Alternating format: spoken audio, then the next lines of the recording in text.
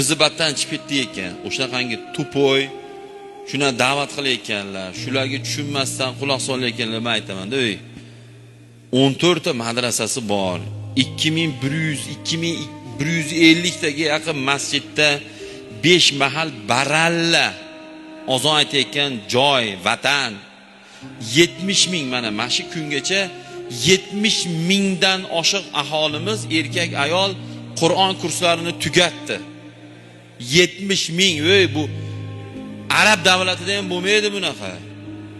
1700 tadan oshiq masjidda xatmi bo'layotganini eshitib, arab davlat nahotki sizlarda shuna xatmi bo'layaptimi deb hayratlanyapti. 1700 tadan oshiq masjidda 3000 dan oshiq qori xatmiga o'tdi. Yana 10 mingta zapasda turdi kerak bo'lsa. Qur'on kursi ochilib 3 oylik kursda bemalol Qur'on o'qiydigan bo'lyapti. Yana qaytib aytaman, 70 mingga yaqin odam Qur'on o'qishni o'zlashtirib oldi. Yana qayta aytaman, sifirda 2100 dan oshiq masjidda baralla azon aytilyapti. Kim mana nimaga masjidga kirding deyaptimi? Bag'iga olsiz. Mana hozir bitta oqimga a'zo bo'lmasiz, birov mishig'izni pisht deyaptimi? Qonunga teskari ish qilmaysiz, birov mishig'izni pisht deyaptimi sizga? Xo'p, soqolingni tartibga savol desa, bu bor-ku, bu bor narsa-ku bu.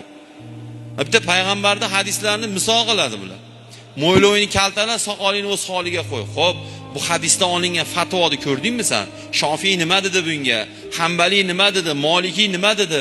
Hanafiy nima dedi bunga? Quloq soldingmi sen?